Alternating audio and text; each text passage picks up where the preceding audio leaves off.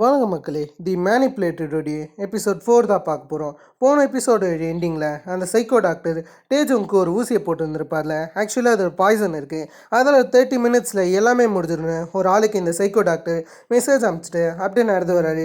இந்த இடத்துல டேஜுங்க்குமே 30 மினிட்ஸ் தான் தேவைப்படுது தப்பிக்கிறதுக்கு. அதில் அவருடைய பெட்டில் அந்த ஒரு ஊக்கு எடுத்துன்னு போகிறது மட்டும் இல்லாமல் சர்க்கியூட் போர்டில் வச்சு அப்படியே அந்த ஃபயர் எக்ஸ்டென்ஷன் இருக்குல்ல அதை வச்சு ஒரு தட்டினோடனே மொத்த ஜெயிலுமே கரண்ட் இல்லாமல் ஆயிடுது. கண்ட்ரோல் ரூமில் இருக்கிறவரும் என்ன ஆச்சுன்ற மாதிரி அதை செக் பண்ண கிளம்பிடுறாரு. இந்த சமயத்தில் ஹீரோவும் ஸ்ட்ரெயிட்டாக கண்ட்ரோல் ரூமுக்கு வரது மட்டும் இல்லாமல் அங்கேருந்து ஒரு கீ கார்டை எடுத்துக்கின்னு அப்படியே அந்த இடத்த விட்டு கிளம்ப ஆரம்பிக்கிறாரு. அது மட்டும் இல்லாமல் இவர் ஜோன் பிக்கு போய் அந்த இடத்துல இருக்கக்கூடிய ஒரு ரெகுலரான ட்ரெஸ் எடுத்துக்கிறாரு. அதுக்கப்புறம் ஒரு போலீஸ் கையில் மாட்டலான்னு இருக்கும்போது அவர் எப்படியோ அந்த இடத்துலேருந்து தப்பிச்சிடறாரு. போலீஸ் யாருமே இவரை கண்டுக்க கிடையாது. போலீஸ்லாம் பிஸியாக இருந்ததுனால இவருக்கு தப்பிக்க டைம் கிடச்சிச்சு.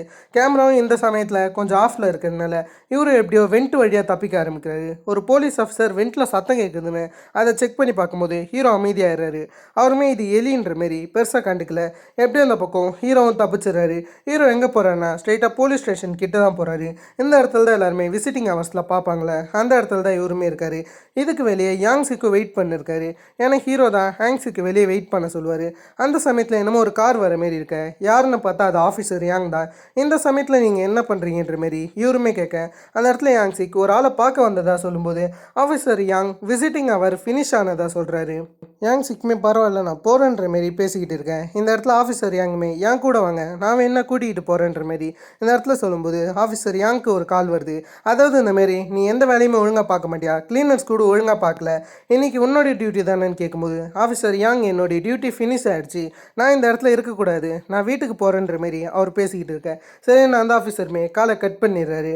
இந்த சமையல் தான் ஹீரோவும் எப்படியோ தப்பிச்சிருந்திருப்பாரு. தப்பிச்சுக்கிட்டு ஒரு மாதிரி தலை சுற்ற ஆரம்பிக்கும். அதாவது அந்த பாய்சன் தான் வேலையை காட்டுது. அந்த சைக்கோ டாக்டர் போட்டிருப்பால அது 30 மினிட்ஸில் வேலை செய்யும்னு சொல்லியிருந்திருப்பாரு. அதுக்கேற்ற மாதிரி ஹீரோவுக்கு ஓவராக தலை சுற்ற அவரும் அங்கேருந்த ஒரு பெஞ்சில் உட்காந்துருவாரு. பக்கத்துலேயே ஒரு பாட்டி வந்து உட்கார.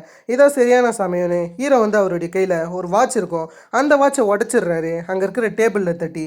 அதுக்கப்புறம் அதில் இந்த ஒரு சின்ன கண்ணாடி துண்டை மட்டும் இவர் எடுக்கிறாரு. அந்த பாட்டியும் அசந்தனரோன்னு பார்த்து கரெக்டாக ஹீரோ அந்த வாட்சிலேருந்து எடுத்த கண்ணாடி துண்டு மூலியமாக அவங்களுடைய சாப்பாடை கிழிச்சு விட்ருவாங்க. அவங்க பையனுக்காக சாப்பாடு வாங்கி வந்திருப்பாங்கன்னு நினைக்கிறேன். அடுத்த பேக்கை அப்படியே ஒரு கிழிச்சு விட இவங்களும் நடந்து போகும்போது அதில் இருக்கிற சாப்பாடுலாம் கொட்டிடுது. அதெல்லாம் போலீஸ் எல்லாரும் செக் பண்ணிக்கிட்டு இருக்கும்போது இதான் சரியான சமயம்னு ஹீரோ எப்படியோ மெயின் கேட் வழியாக வெளியே வந்துடுறாரு. ஆனால் வெளியே வரும்போது இவருக்கு தலை சுற்ற ஆரம்பிக்குது. என்ன பண்ணுறதுன்னு இவருக்கு தெரியல. அப்படியே மயக்கம் போட்டு அதே இடத்துல கீழே விழுந்துடுறாரு. இந்த பக்கம் யோகானை காமிச்சா அவர் இந்த மாதிரி கார் ரேசிங்லாம் பார்த்துன்னு இருப்பார். ஆனால் அது ரொம்ப இவருக்கு போர் அடிக்கும். அதெல்லாம் இதை இன்ட்ரெஸ்ட்டாக மாற்றணும்னு சொல்லிட்டு சில ஆக்சிடென்ட்ஸ் இல்லைனா சில இன்ஜுரிஸ் ஏற்படுற மாரி சில விஷயங்கள் பண்ணுங்களான்ற மாரி அந்த கார் கம்பெனியை சேர்ந்தவங்ககிட்ட பேசிக்கின்னு இருக்கேன். ஆனால் அவர் முடியாதுன்ற மாரி யோகான் கிட்ட சொல்லிடுவார். அதாவது யோகான் தான் இந்த கார் கம்பெனிக்கு ஸ்பான்சர் பண்ண வேண்டியதாக இருக்கும்.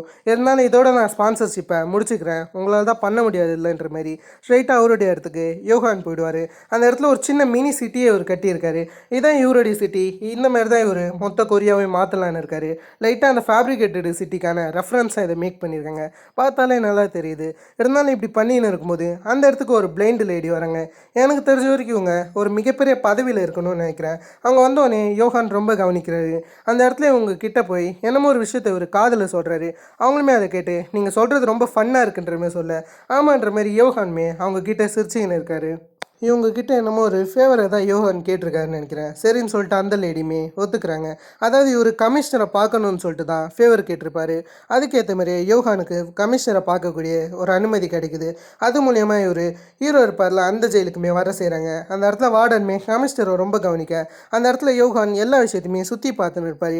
யோகானை மரியாதையே இல்லாமல் இந்த மாரி வார்டன் நடந்துக்க அந்த இடத்துல இருக்கிற கமிஷனரும் அவர் என்ன கேட்டாலும் நீ செய், அவர்கிட்ட திமிரா பேசாதன்னு கொஞ்சம் மிரட்டி விட்டு தான் அந்த இடத்த விட்டு கமிஷனர் போகிறாரு. அதுக்கப்புறம் யோகான் கிட்ட வார்டன் நீங்கள் யாருன்னு கேட்கும்போது அந்த இடத்துல யோகான் எனக்கு சில மிகப்பெரிய ஆட்கள்லாம் நல்லாவே தெரியும், அது மூலியமாக தான் நான் இந்த இடத்துக்கு வந்திருக்கேன், நான் சொல்கிற விஷயத்தை மட்டும் செஞ்சேன்னா உனக்கு தேவையான எல்லா விஷயமே கிடைக்குன்னு சொல்லிட்டு சில கோல்டு பார்ஸை வார்டன் முன்னாடி எடுத்து காமிக்கிறாரு. இதில் ஒவ்வொரு கோல்டு பார்ஸுமே கிட்டத்தட்ட 200 மில்லியன் வான் கிட்ட ஆகுன்றமே சொல்ல அந்த இடத்துல வார்டன்மே ரொம்ப ஷாக் ஆகுறாரு. அந்த இடத்துல யோகான்மே நீங்கள் ஒருத்தவனுடைய கதையை முடிக்கணுன்ற மாரி உள்ளார ஒரு சின்ன கலவரத்தையை ஏற்படுத்துறாரு. அதுக்கேற்ற மாரி வார்டனுக்குமே லஞ்சம் தர மாதிரி தெரியுது.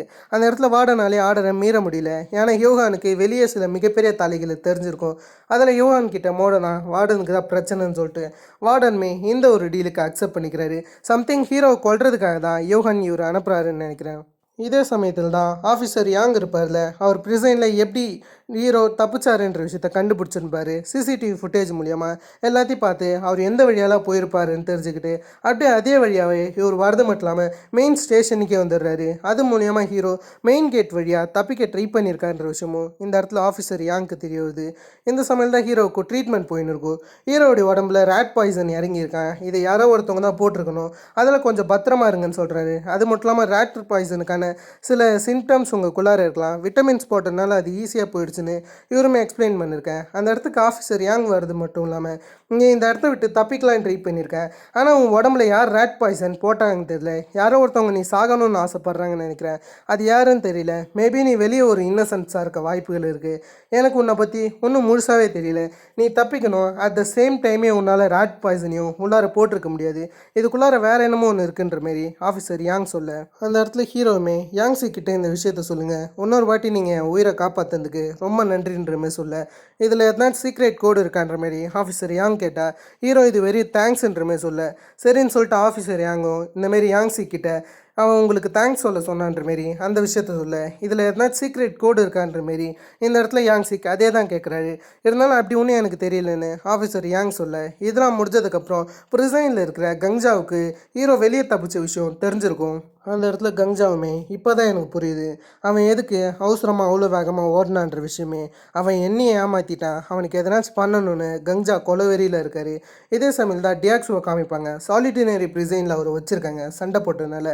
அந்த இடத்துக்கு வார்டன் வரது மட்டும் இல்லாமல் நீ ஒரு முக்கியமான வேலை செய்யணும், அது என்னன்னு உனக்கே தெரியும், நான் ப்ரிசனை மட்டும் திறந்து விட்றேன்ற மாரி அதை திறந்து விட்டுட்டு எதுவுமே தெரியாத மாரி வார்டன் கிளம்பிடுறாரு.